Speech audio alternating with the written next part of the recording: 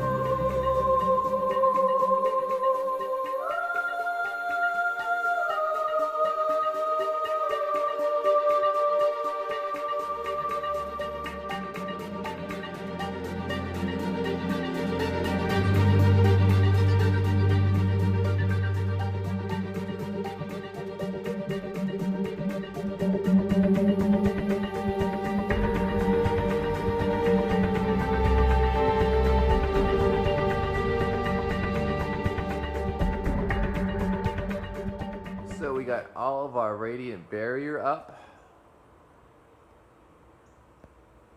We got all the roof underlayment on. And we got the zip sheathing on the tall section. Until the next video, see ya!